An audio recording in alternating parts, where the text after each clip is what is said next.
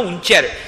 ఆ తరువాత అక్కడ ఉన్నటువంటి సుగ్రీవుడు లేచన్నాడు, ఇంత క్రుద్ధుడై ఇంద్రజిత్ చేసినటువంటి ఈ పనికి ప్రతీకారం, బాగా చీకటి పడిపోయింది, అందరూ సంహరింపబడ్డారని ఏమారి ఉన్నారు రాక్షసులు, కాబట్టి కాగడాలు పట్టుకుని మీ అందరూ ప్రాకారం దూకి లంకాపట్టణంలో ప్రవేశించి లంకాపట్టణాన్నంతటినీ కాల్చేసేయండి అన్నాడు. వానరులందరూ కాగడాలు పట్టుకుని లంకలోకి దూకేశారు, అంటించేశారు. ఎక్కడ చూసినా సతం సముత్పాట్య ఖముత్పపాత, ఆ శిఖరంతో వచ్చినటువంటి హనుమ మళ్ళీ ఆ శిఖరాన్ని పట్టుకుని వెళ్ళిపోగానే వీళ్ళందరూ లంకాపట్టణాన్ని దహించేశారు.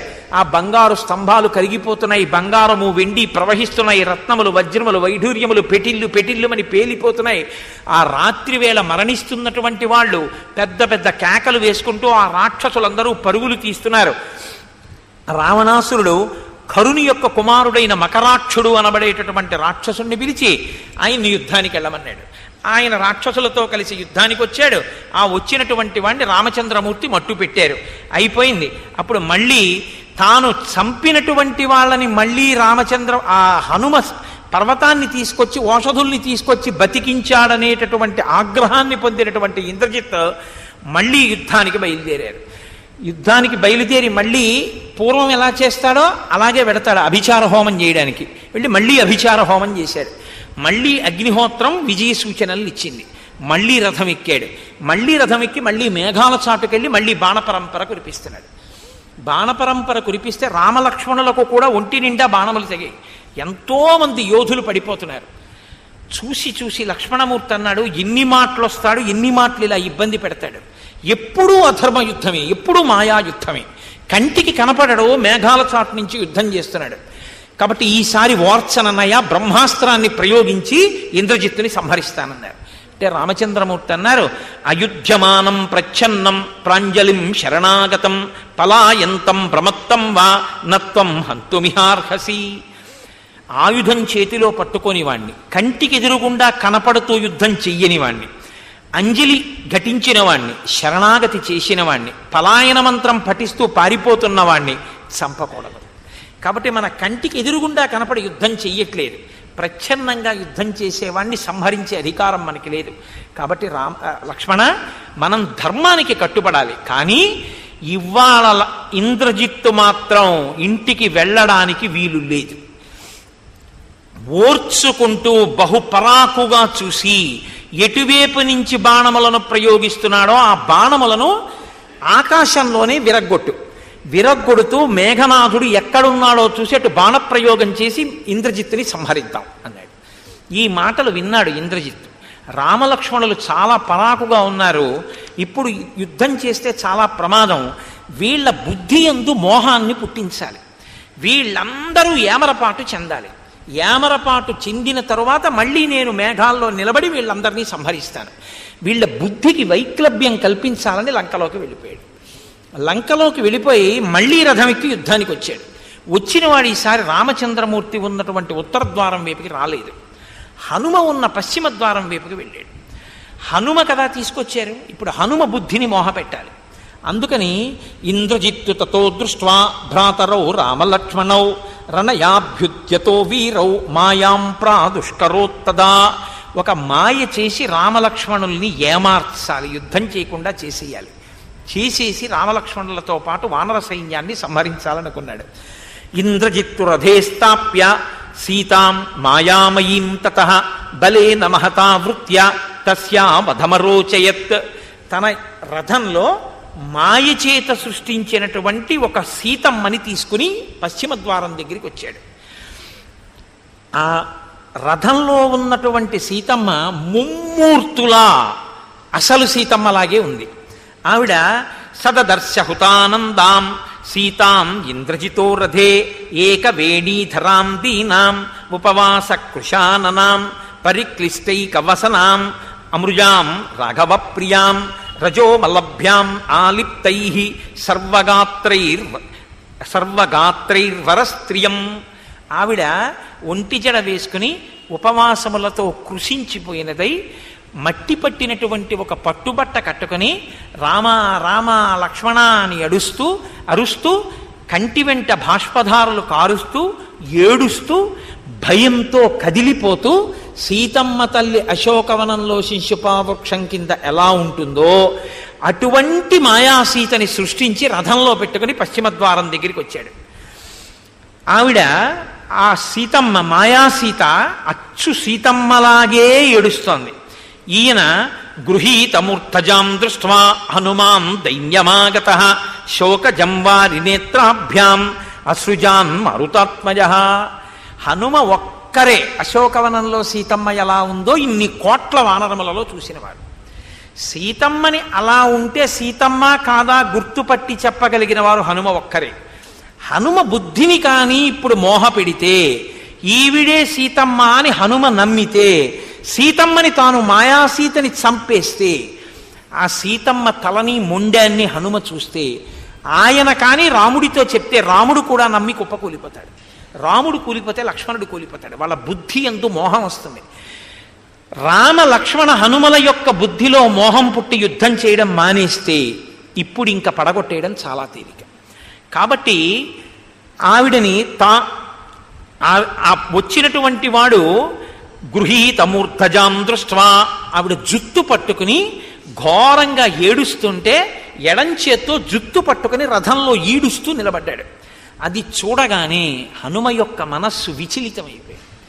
నా తల్లి సీతమ్మే, ఎంత దారుణం ఆ తల్లి జుత్తు పట్టుకుని ఏడవడమా ఏడుస్తుంటే అని ఆయన ఇంకా చూడలేక కన్నుల వెంట బాష్పధారలు కారుస్తూ నా తల్లికి ఇంత ఆపదా అని ఆ ఇంద్రజిత్తుని చూసి దురాత్మన్ ఆత్మనాశాయ కేశపక్షే పరామృష బ్రహ్మర్షీణాం కులే జాతో రాక్షసీం యోనిమాశ్రిత ధిక్త్వాం పాప సమాచారం యస్యతే మతిరీదృశీ నృశంసానార్య దుర్వృత్త క్షుద్రపాప పరాక్రమ అనార్యస్యేదృశం కర్మ ఘృణాతే నాస్తి నిర్ఘృణ.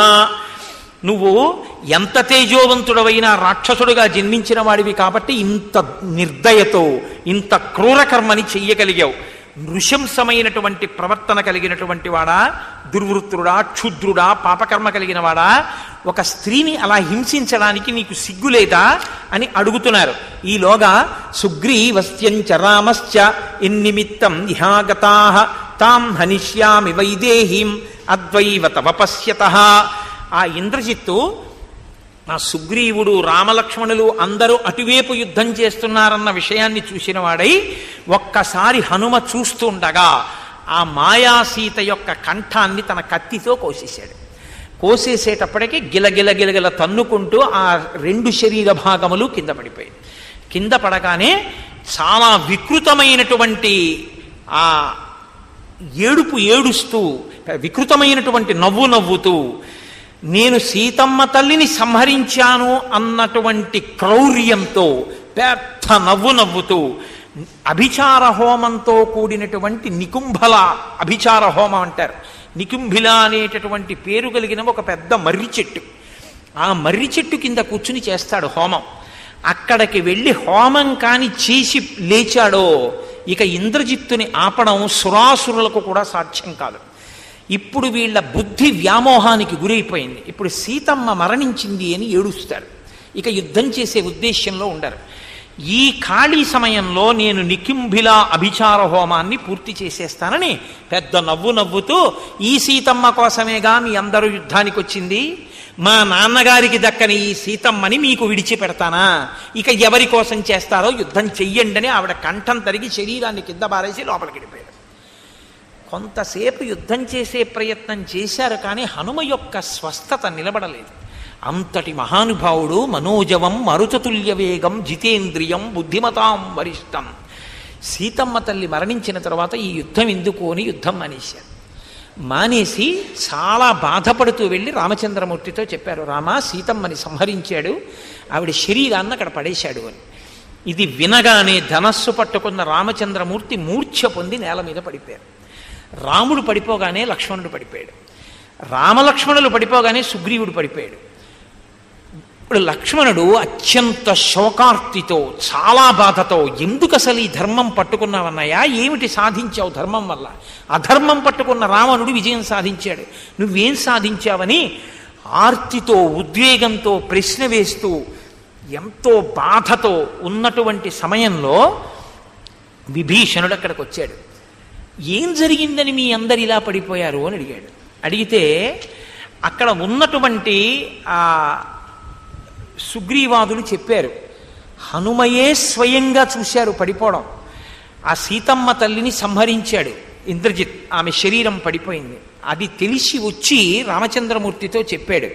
కాబట్టి ఇక యుద్ధం చెయ్యలేక మేమందరం కింద పడిపోయామని చెప్పారు. చెప్తే విభీషణుడు అన్నాడు, ఇది ఒక్క నాటికి జరిగేటటువంటిది కాదు. ఎందుచేత అంటే నాకు మా అన్నయ్య యొక్క బుద్ధి బాగా తెలుసు.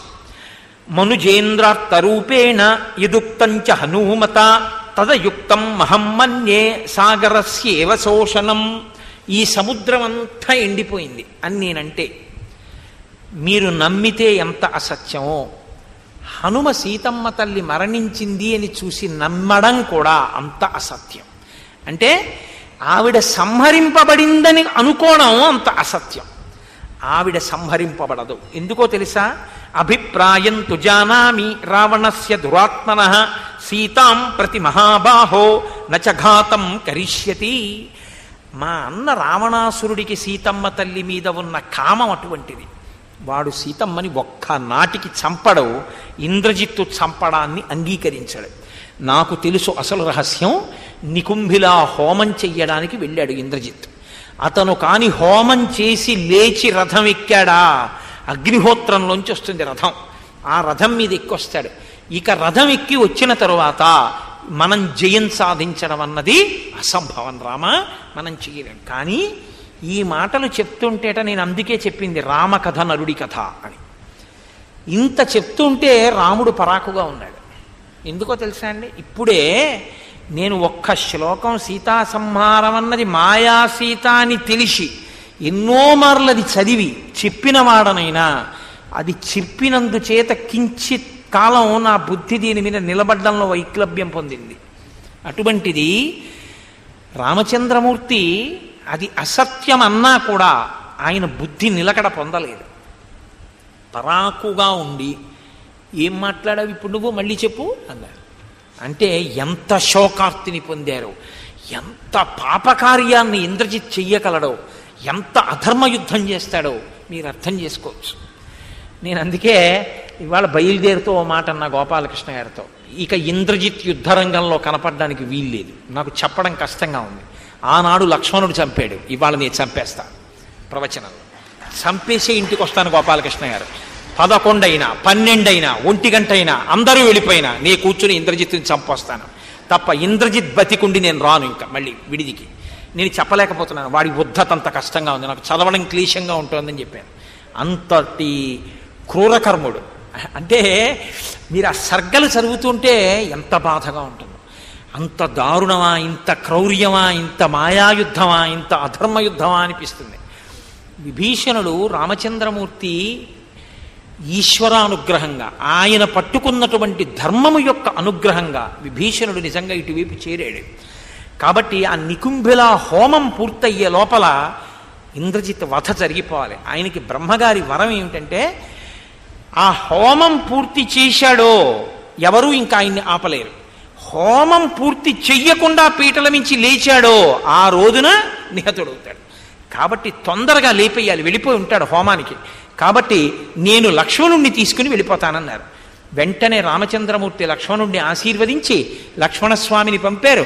లక్ష్మణుడితో పాటు స్వామి హనుమ బయలుదేరారు, ఇతర వానర యోధులు అంగదాదులు బయలుదేరారు. అందరూ కలిసి ఆ ఇంద్రజిత్తు ఉన్నటువంటి ప్రదేశానికి వెళ్ళారు. ఆ హోమం జరుగుతోంది. ఎర్రటి వస్త్రములు కట్టుకుని కూర్చుని ఉన్నాడు. ఎవ్వరూ ఆ హోమగుండం దగ్గరికి రాకుండా ఒక పెద్ద న్యగ్రోధం, కటిక చీకటిలో రుద్రభూమి దగ్గర ఉన్న మర్రి చెట్టు, ఆ మర్రి చెట్టు దగ్గరికి కూడా వెళ్ళలేరు.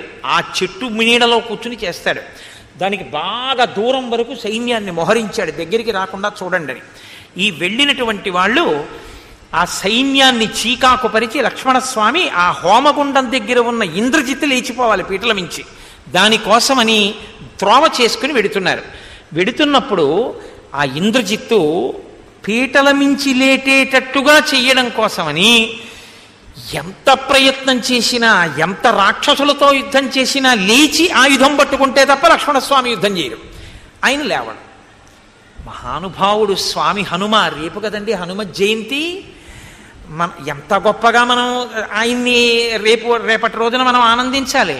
ఎంత గొప్ప కార్యం మనం చేద్దాం రేపు హనుమ జయంతి నాడు. ఏం చేద్దాం ఆయన ప్రీతి చెందడానికి? మీరు ఏం చేసినా ఆయన్ని ప్రీతి పడేటట్టు చెయ్యలేరు. బాగా గుర్తుపెట్టుకోండి. మీరు ఆయనకి అభిషేకం చేయండి, ఆయన సంతోషించరు. మీరు ఆయన కళ్యాణం చేయండి, ఆయన సంతోషించరు. మీరు ఆయన పూజ చేయండి, ఆయన సంతోషించరు. ఆయన సంతోషించేది ఎప్పుడో తెలుసా అండి? రేపటి రోజున మనం చేయబోతున్నాం అంత గొప్ప కార్యాన్ని. ఒకరు వేదిక మీద నిలబడి కూర్చుని శ్రీరామ అంటూ ఉంటారు. మనందరం కూడా ఆయనతో కంఠం కలిపి శ్రీరామ అంటూ 108 మాటలో 333 మాటలో మొత్తం అందరం కూర్చుని రేపు ఉదయం రామనామాన్ని రాస్తాం. ఇంకేమీ వినపడకుండా రాస్తూ శ్రీరామ అంటూ రాస్తున్నారనుకోండి, పులకాంకిత గాత్రుడై స్వామి హనుమ ఆనంద తాండవం చేస్తారు ఈ ప్రాంగణంలో. ఇవాళ ఇంద్రజిత్ వధ, రేపు శ్రీరామ అని ఉచ్చరిస్తూ పైకి రాస్తాం అందరం.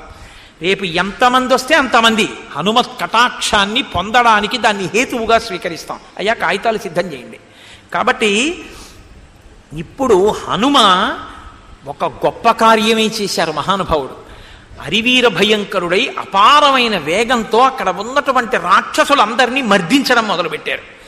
ఈ రాక్షసులందరూ ఈ హనుమ యొక్క పరాక్రమాన్ని తట్టుకోలేకపోతున్నాం, మమ్మల్ని మర్దించేస్తున్నాడు, ఓ ఇంద్రజిత్తు నువ్వు లేచిరా మమ్మల్ని రక్షించు అని పెద్ద పెద్ద కేకలేశారు.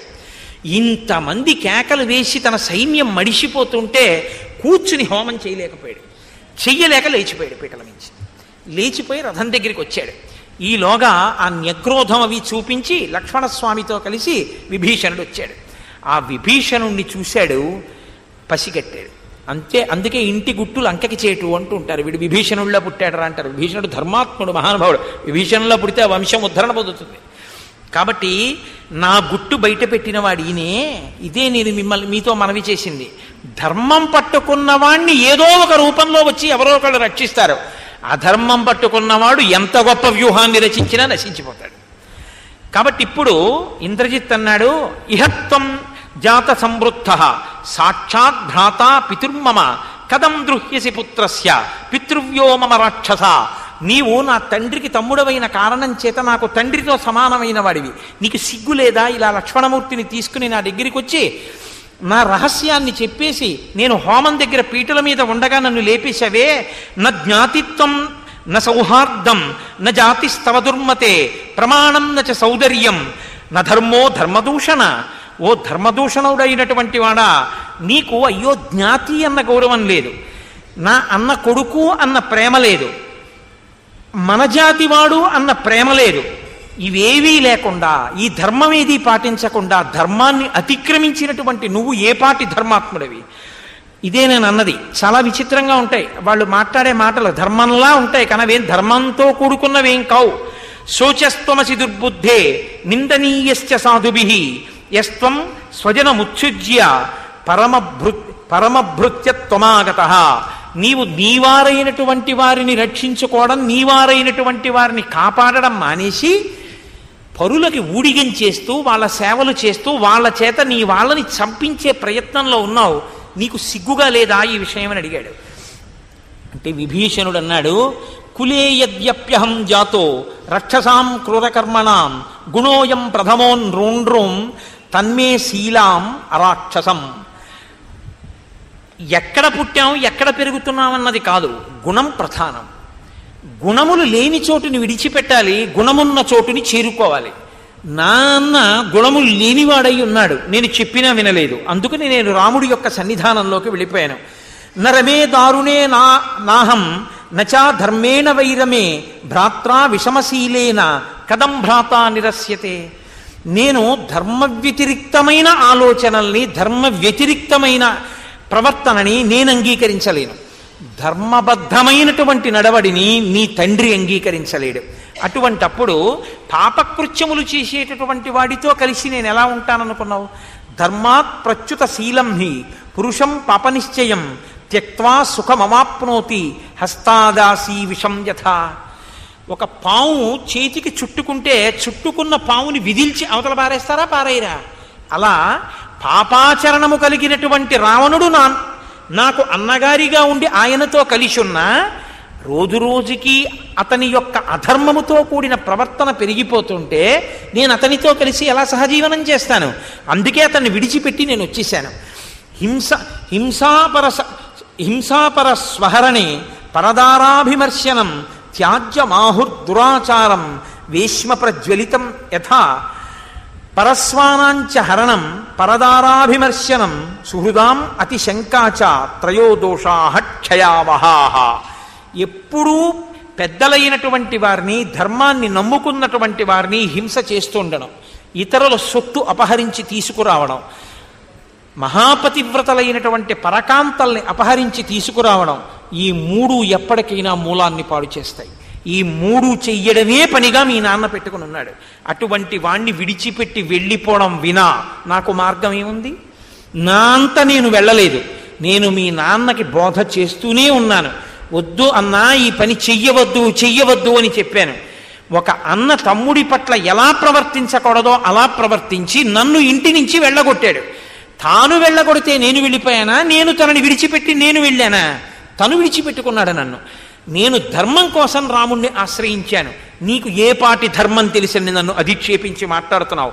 పెద్దలైనటువంటి వారి ప్రవర్తన తెలియని వాడు పెద్దల్ని అధిక్షేపించి మాట్లాడడం ఆయుర్దాయం నశించిపోవడానికి హేతు అవుతుంది. నీకేం తెలిసని మాట్లాడావు? నీకు చేతనైతే లక్ష్మణుడితో యుద్ధం చెయ్యన్నారు. If you like this video, hit the like button. For more videos, subscribe to our channel. If you have learned anything from this video, comment down below. Subscribe.